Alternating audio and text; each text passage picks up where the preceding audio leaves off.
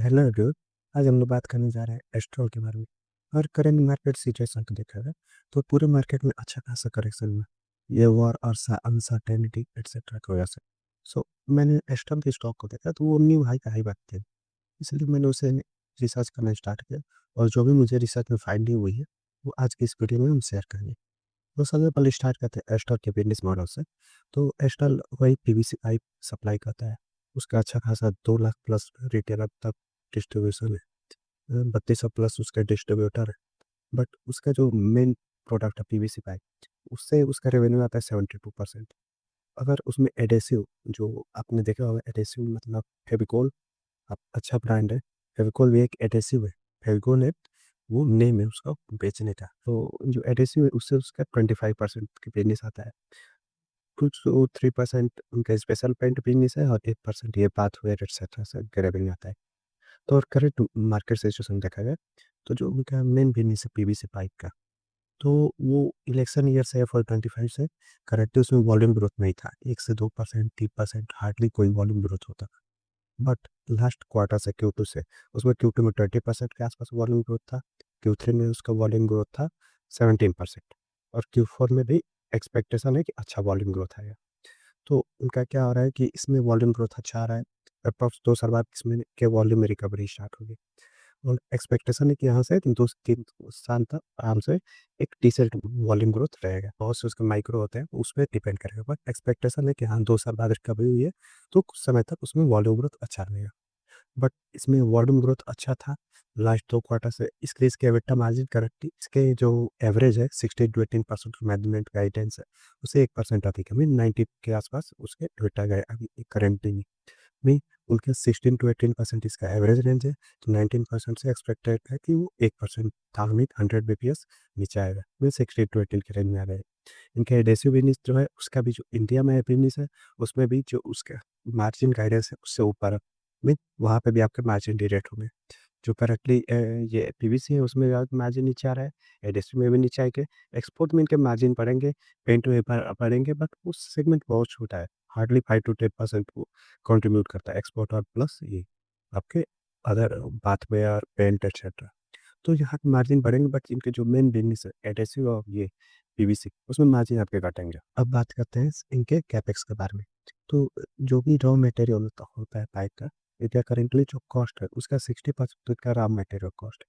तो raw material cost पे आपको मार्जिन वहाँ से प्रोटेक्ट अगर आप कर पाते हैं तो आपके बिजनेस के ओवरऑल मार्जिन यहाँ से बढ़ेंगे।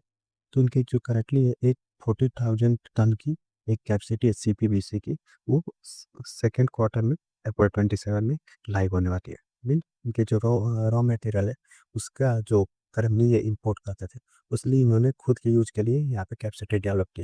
इससे एक्सपेक्टेड है कि यहाँ से मार्जिन इसके वजह से जो न्यू फैसिलिटी निकाल रही है 2% के आसपास एबिटा मार्जिन यहाँ से इंप्रूवमेंट हो सकती है। तो करंटली जो अगर मार्जिन की स्ट्रक्चर देखें तो पीवीसी में मार्जिन जो नॉर्मल गाइडेंस है उससे 1% अधिक है। एडेसिव में भी अधिक है। वो जो नॉर्मलाइज हो जाएंगे उस पे से नॉर्मलाइज 2% के आसपास आके इम्प्रूवमेंट हो सकता है। मीन जो 8% करंट है प्लस 1% और आप मान के चल सकते हैं अगले ईयर तक इनके 80% के आसपास का मार्जिन इनके होने चाहिए बेटा मार्जिन। बेटा मार्जिन यहाँ से इनके इंक्रीज होंगे, वॉल्यूम के यहाँ से अच्छा यहाँ से ग्रोथ आ रहा है। मीन FY 27 में अगर हम मान के चले तो जो भी इनके कैपेक्स हैं वॉल्यूम ग्रोथ अच्छा आ रहा है। करेक्टली डिमांड भी प्रोडक्ट की अच्छी है और इनके मार्केट लीडर हैं, तो इसलिए इनके प्रोडक्ट और इनके कंपनी दोनों को प्रीमियम प्राइस मिलती है। बट यहाँ पे सबसे मेन चीज़ आती है वैल्यूएशन की। करेंटली अगर हम देखा जाए तो ये 90 के आस अराउंड पी पे ट्रेड कर रही है। और हम बेस्ट के सिनारियो में लेके चले तो यहाँ से आप 20% 25% के अराउंड आप वॉल्यूम और रेवेन्यू ग्रोथ डिलीवर कर सकते हैं। आप बहुत मैक्सिमम का सर 25% के अराउंड ही आप फैट ग्रोथ डिलीवर करेंगे। बहुत बेस्ट केस होगा 30% डिलीवर करेंगे। आपकी कलेक्टिव बात अगर 90 के आप अराउंड पी पे हो, 30% आप डिलीवर करोगे।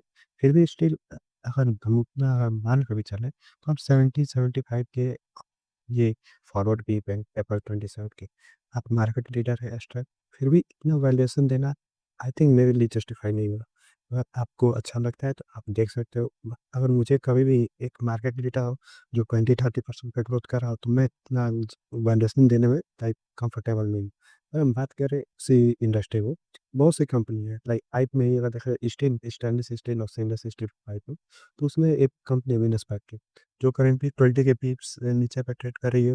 उसके पास अच्छा खासा मोट भी है, और वो 20% से एवं आपको यहाँ से रेवेन्यू और पाइप ग्रोथ 25% का राउंड डिलीवर करेगी।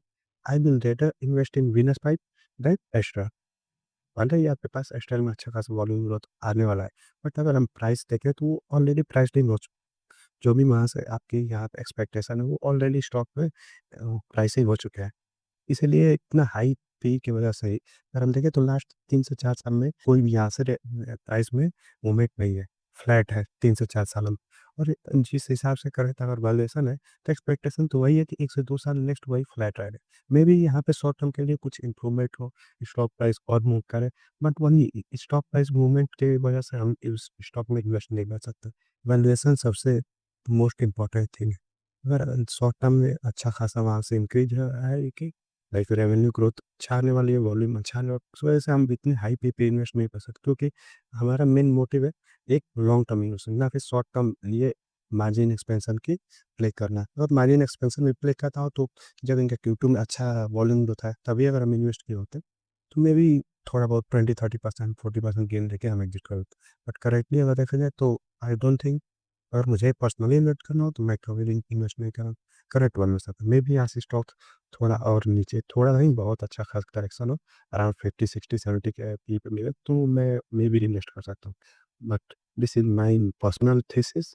आपकी जो भी थीसिस हो वो आप कमेंट कर सकते हैं, और मेरे इस वीडियो के लाइक बेसिस पे अपना बाई एंड सेल कर ना पर, ये बस मेरा पर्सनल रिसर्च है जो मैंने आपके साथ शेयर किया। Thank you. सो अगले वीडियो में और मैं किसी कंपनी को कवर करूँ।